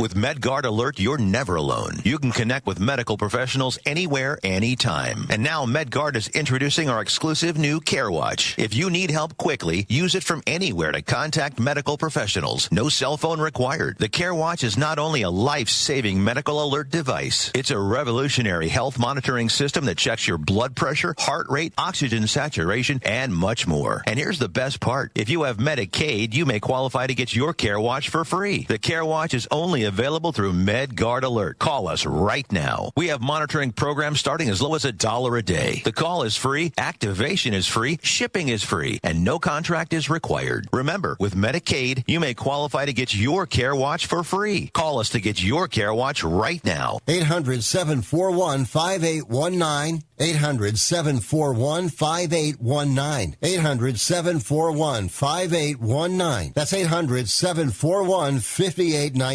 This is a WCPT Veteran Minute. In the midst of World War II, a group of Native American soldiers known as the Code Talkers became silent heroes. The U.S. military faced challenge of secure communications on the battlefield, and these men, primarily from the Navajo tribe, were enlisted to develop an unbreakable code. Using their native language, which had no written alphabet, they transmitted vital messages that were indecipherable to enemy forces. The code proved to be an essential asset, particularly in the Pacific Theater, where it helped the Allies win crucial battles. The Code Talkers' courage and ingenuity saved countless lives and turned the tide of the war. Yet, their contributions remained largely unknown until decades later. The legacy of the Code Talkers stands as a testament to the strength, resilience, and invaluable service of Native Americans during one of America's most devastating conflicts. This has been a WCPT Veteran Minute.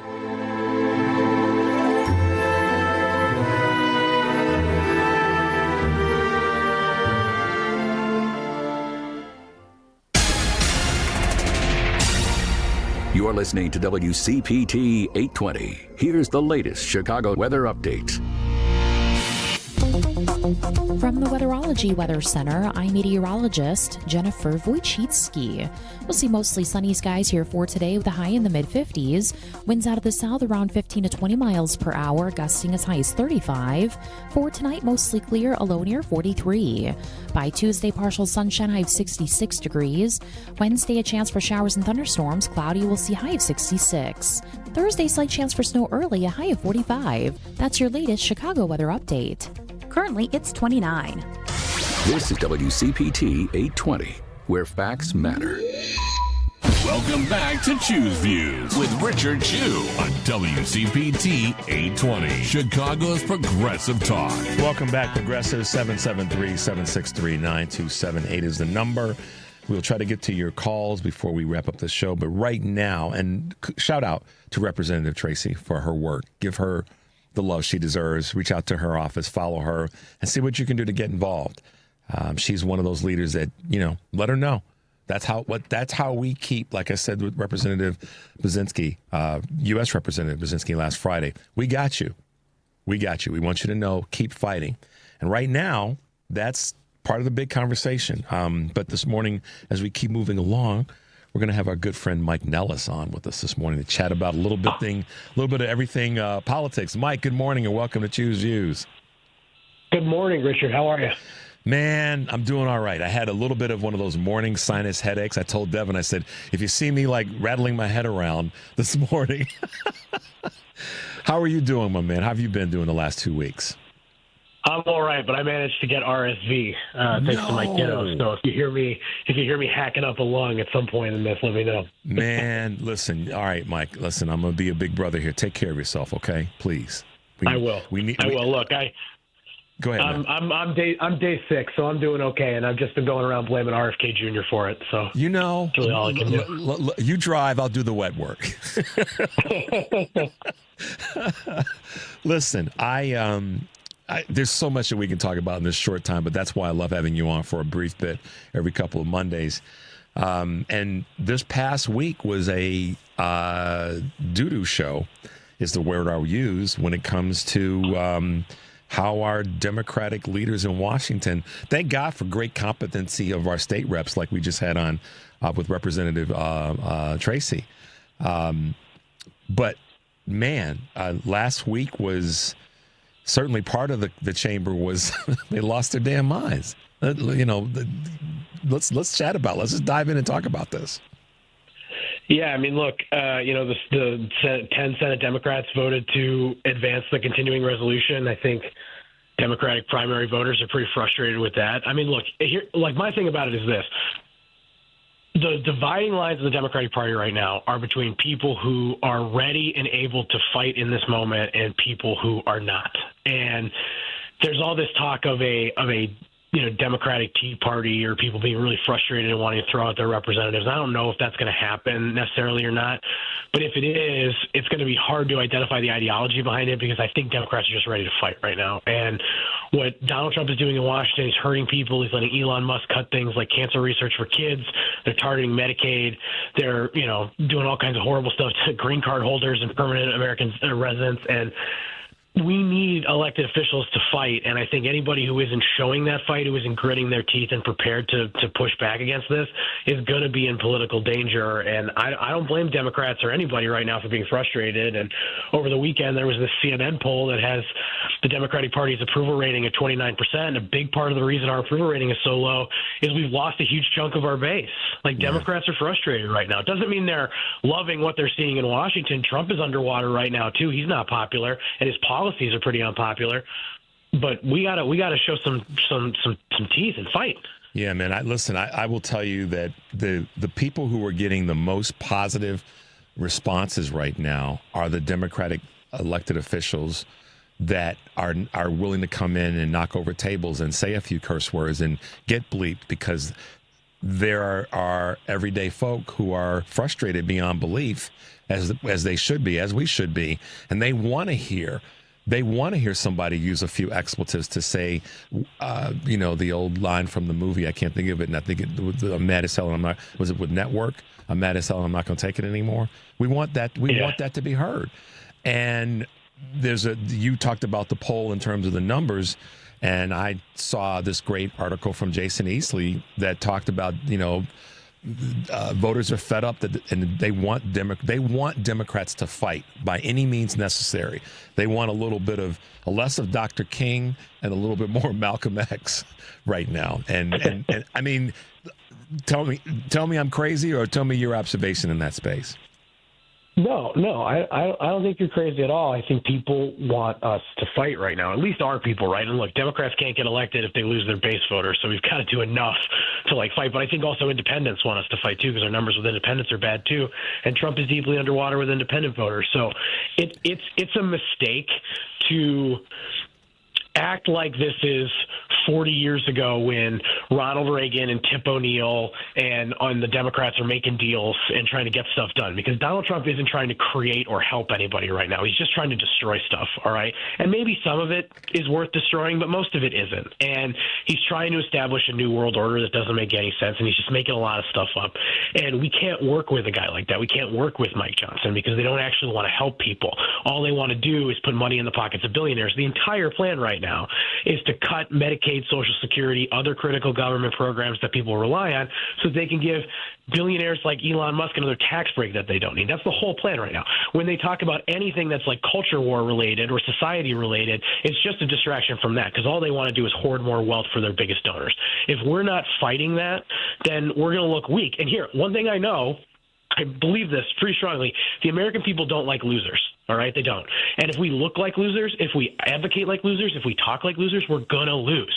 People are not going to gravitate towards us. And right now, you see the biggest names that are sort of rising to the top of the pile in the Democratic Party are the people who are good at articulating a vision, who are good at fighting. And that's why if there was another poll out this weekend where people were asking them, who do you think best represents the Democratic Party's values? And at the top of that pile was AOC right now. Now, it's only at 10% because there were a lot of people picking a bunch of different names, but AOC was at the top of that pile because she is the most visible Democrat, clearly articulating what is wrong with what's happening in Washington right now. That doesn't mean we should necessarily nominate her for president in 4 years. I don't think it's a bad idea, but I don't know if it's the right idea.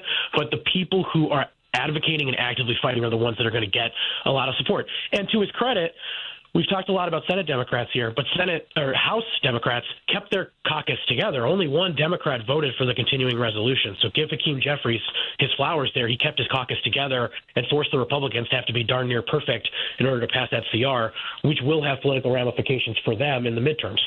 that's why, and Mike, thanks for breaking that down that way.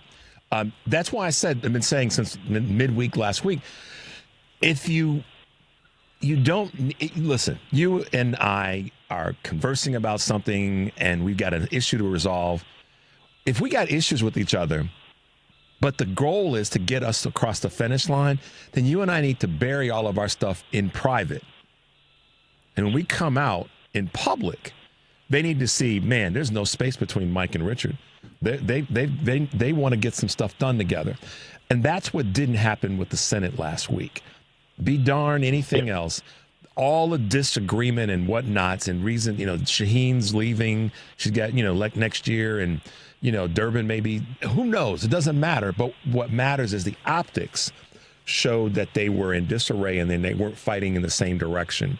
And I think that's got more people frustrated than, it's like if you're going to go down the wrong path, okay, but at least all go down the wrong path at the same time. And that's part of the big tent effect, and that's part of the, herding cats effect.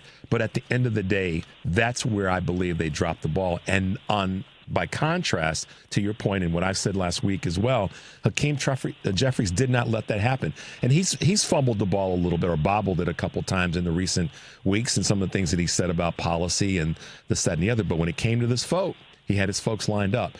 And I think that if that doesn't get fixed in the Senate, there are going to be some people that are going to lose their seats that are going to get primaried. I can't tell you, Mike, the number of text messages I've gotten this morning of people that are like, Durbin's got to go. Durbin's got to go. He's Krishnamurthy's a replacement. That's a big part of what's happening right now, is that people are saying they got to go.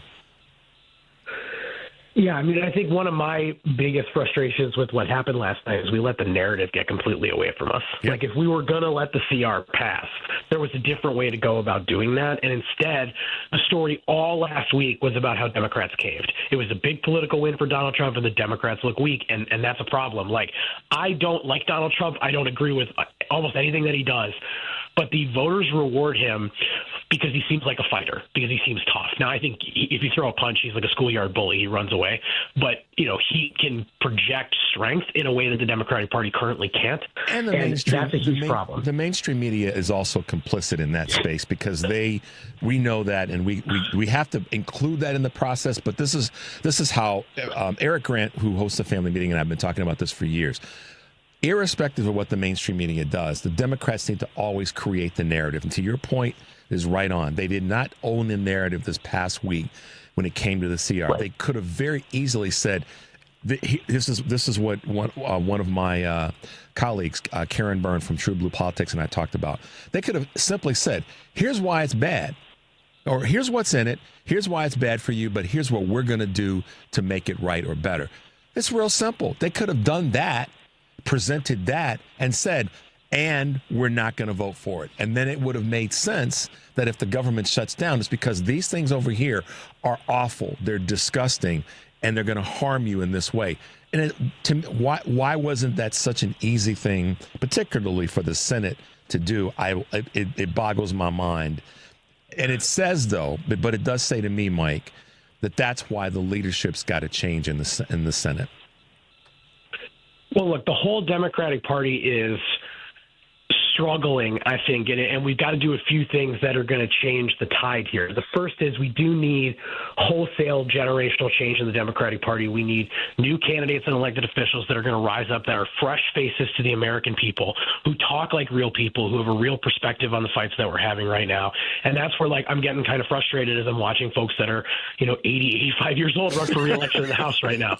And, and I love them. So many of them are people that, I've worked for and I have a lot of respect for, and they've done amazing work over their careers. But at a certain point, you've got to let the next generation of American leaders step up. And we're in this situation we are today because of the current generation of Democratic politicians. We have to start giving way for new folks. And then the second problem is Democrats have gotten so far away from being able to talk in a way that is relatable to most people. And some of that is a generational gap, but some of that is also this overly poll tested, very careful language where we're trying not to offend anybody. And Republicans have gotten really good at they talk really basic. Even Donald Trump, who is, in my opinion, an absolute weirdo, talks much closer to a regular person than most Democrats do. And he at least talks in a way that has a lot of perceived authenticity to it. I want Democrats to be able to find our version of that. And it doesn't mean we start lying and making stuff up or start fighting for the wrong things.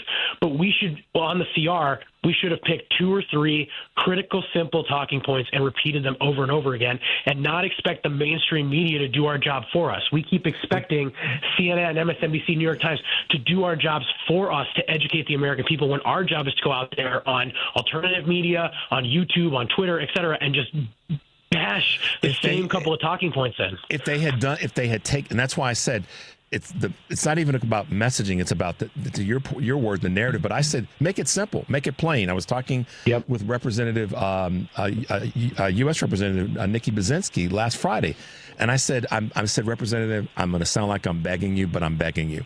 Please tell your colleagues to make this stuff plain. People are begging for it. I said the 69 million voters, whatever the number is, that didn't vote, that chose to stay on the couch. They want to hear a very simple message. And that very simple message is going to resonate because people are tired of having to sift through, because everybody's bombarded with all this information. Like, I mean, you and I've got to put up umbrellas up because of all the stuff that we get, doing the work that we do. And so, imagine somebody who's just like, oh my God, I don't know which direction to turn. A simple message pierces through all the garbage. And I appreciate you saying it out loud, that's the thing that whether one says that we lost the middle class, I don't agree with that. I understand what people are trying to say with that. I think what we've got to work harder on is a simple message that says to people, that's what I've been looking for. Someone just to make it plain, and I can get on board with that. I mean, most people are just trying to get through their lives right now. Their wages aren't growing. They're struggling to put food on the table and retire with dignity. And the more that you can just position yourself as I'm fighting for you, the more that you're going to win over voters like that. And Democrats lost the working class in this last election, which to me is massively embarrassing. And it's a big part of the reason that Donald Trump won. Like, we had erosion, not just amongst the white working class, but amongst people of color too. And a lot of it is because, a lot of it's inflation. And I think we have to acknowledge that. Like, some of it was our fault and some of it wasn't. But we have to win these people back, and we're not going to do it without a clear message. If you ask voters across all spectrums, including Democratic Party voters, what the Democratic Party fights for, people almost universally say they're fighting for someone else other than me. And that is a huge problem. If people believe that Democrats are fighting for someone else and not themselves, they're not going to vote for you, period, unless they have a big heart, which is nice, but we know that not enough of the country has a big heart at this point.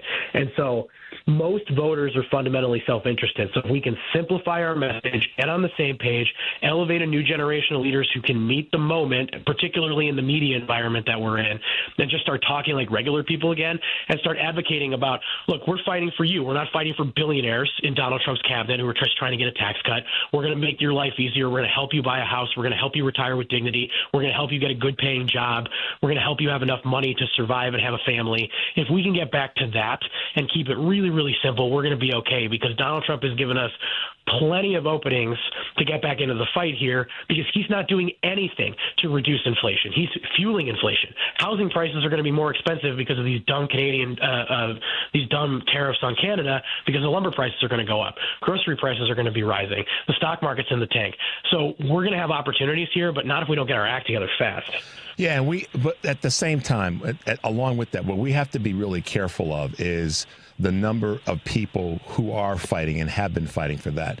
It's a threading of the needle scenario, and yes, we need to have a more simplistic, forward-thinking message that includes the people who feel like they've been left behind. But I'm also a proponent of this. Our society has gotten lazy and not involved, and you can't. I've always said it's great to have that illuminating, illustrious Barack Obama, Bill Clinton-esque figure at the top of the ticket. At the same time, people have got to stop being lazy and be willing to make the effort to get involved, because that's part of the problem. And you can't a singular issue or a number of issues to a great extent isn't going to change that, because voter turnout has to be, I believe, a large. The responsibility factor's got to come in, and we also have to bring into this conversation, Mike, how much voter suppression has taken place. And so we can throw a lot of darts at Democrats, But at the same time, that's a structural issue that we don't deal with enough. And I think it's a fault for us, the guys like you and me, the folks like you and me, to not recognize those things and also recognize the other component is that a lot of folks didn't vote for Vice President Harris or other Democrats because they're stuck in their ways as much as anything else. They don't want progress. They do want status quo. And that's part of all that. That's a big part of this. I mean, we can throw darts at ourselves only for a certain period of time before we have to throw darts at the others, in my experience. We got to let the others know that your way is wrong. Your ideas are wrong. They're not as good as our ideas. And at the same time, and this is where the tough work comes in, pulling those people off the couch. If we want to pull people off the couch, we've got to give them a reason to get off the couch. And I hear this from a lot, and I'm not coming at you, Richard, but I hear this from a lot of liberals online where they want to lecture people who didn't vote or people who may have made a really tough call to vote for Trump because they were mad about inflation and now they have buyer's remorse, which there are a lot of people who have buyer's remorse right now. But we have to give them a reason. And I tend to take, when I do my post-campaign ops, I go, all right, let me take radical responsibility for everything. What could I have done differently here? I can't control how voters are going to be. I can't control the media. I can't control the algorithms on, Meta and X and all these other sites.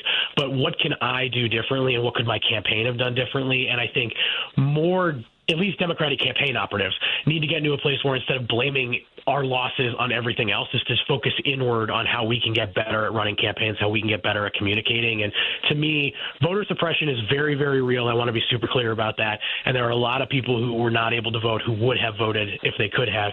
And when the next time we're in the White House and the next time we have full control of Washington, which I believe will happen again, I want to see Democrats tackle voter suppression with the same urgency that Donald Trump and Elon Musk are gutting cancer research for kids. Attack it with a sledgehammer, frankly. Yes. Yeah, I want to break up all the things that they're doing. For God's sakes, Mississippi, the voter suppression in Mississippi is insane. If you really get into it, it's absolutely insane. And we should be able to compete there, but we can't because they've essentially created a one-party state. And there are a lot of other things like in North Carolina, what they've done with the legislature, with Wisconsin, what they've done with the state Senate.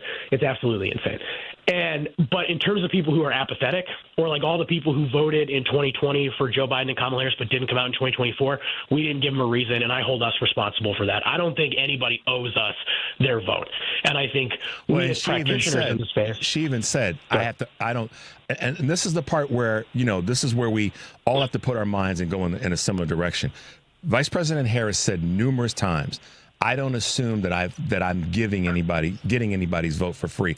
I've got to earn it. And she spoke to that on numerous occasions. But I think a lot of people, I know a lot of people were not willing to cross that line. And I think that there were lots of things that were provided, they were given to the voters as reasons to vote for her. But at the same time, I believe, because I've watched the numbers just like you, that a lot of people just that's not the message that they wanted. They wanted a different message. I think the message was put out there, but I think a lot of voters, to your point, wanted a different message, that the ones that didn't vote particularly. And that seems to be, that's our biggest fight right now. Wouldn't you agree? I think so. Look, we had a lot of people who, didn't vote for Kamala Harris because of Joe Biden's record on Israel and Palestine, right? Which, don't get me wrong, is a very legitimate issue, but obviously Donald Trump is a million times worse on Palestine than Kamala Harris ever would have been. And I think Kamala actually had a pretty good series of talking points on that. But look, I think that people probably do need to start having a broader understanding of political power, because when you vote in Republicans, these are the things that happen, right? Yeah. I hear a lot from my friends, sometimes you got to let a little kid touch the stove when it's burning so that they understand that it's hot. And I go, yeah, I'm with you for that. I got a 5.5-year-old. Sometimes I let him, fall and make a mistake, but I don't scream and lecture him afterwards. So I think this is where I'm a little bit concerned about a lot of my fellow Democrats. We're so mad about this last election. We're so mad about what's happening in Washington right now, and we have every right to be. But when people start to wake up, we have to welcome them in. We got to be ready for we got to be ready for them to have, come back to the table and said, okay, yeah, I'm ready to get in the game. Speaking of that, let me ask you this last question as we're running out of time. Who is it right now? And this kind of puts you on the spot, but in a fair way. Who are you seeing that's emerging as the vote, not the vote, but the person or a couple of persons that are emerging right now? Because that's one of the questions that's out there. Who's the person that's the voice? It's hard to say. I mean, I think the most visible person in the Democratic Party right now that's articulating an opposition to Trump is AOC. And you just see her out there doing a lot. I have a lot of respect for her. I have a lot of respect for Jasmine Crockett, who I spent a little bit of time with about a week and a half ago during Trump's speech in D.C.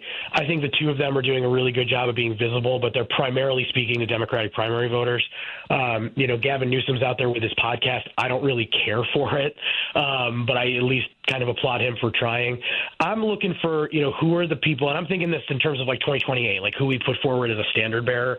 I'm looking at the candidates that are heads down, doing the work, taking serious actions. And I would give a shout out to a couple people here because I think the Democratic governors are doing an amazing job. I'd give Gretchen Whitmer from Michigan a whole lot of cred for doing an amazing job of protecting her state and staying focused on the job that she was elected to do. J.B. Pritzker here in Illinois is another one. Andy Beshear in Kentucky. Those are kind of who I'm watching out for right now. I think the future of the Democratic Party right now on a national scale is going to come from outside of Washington because we have so much Democratic talent in the states. I think somebody's going to rise from there to be the leader of the party as we approach a presidential election in 2028. I think it's going to happen sooner than that. I think it's going to happen as we get closer to the midterms, and if not later this year. I mean, they're going to keep their heads down and keep working, but a lot of what's going to be contingent on the end of their next term. And Governors Whitmer and Pritzker are both in that phase of where they are. So I agree with you, and that's what I've been saying that for months now, that we are probably going to see it come from that crop of people. And I'm not counting out Vice President Harris either. And as people start to emerge and see where we head, but our governors are definitely going to be a big part of the conversation and a big part of the mix. So I think that we have to just pay attention to that and keep pushing the narrative, to your point earlier and to mine is for a long time. Singular message, make it plain, make it easy, and help to bring people back to the table with an open hand, hopefully. So, Mike Nellis, thanks for being with us this morning. Thanks for chopping it up with me. We look forward to having you back in a couple of weeks. Feel better, man. Get healthy, okay? Thank you. You too. All right. Talk with you soon. All right, guys, we got to wrap it up. As it happens, we get through these things kind of quickly. I apologize for not getting to your calls today. Hold your point. Make a note of it. Give us a call tomorrow, and we'll try to get you in then. In the meantime, as I always say, take a deep breath and make your life count. We'll see you tomorrow.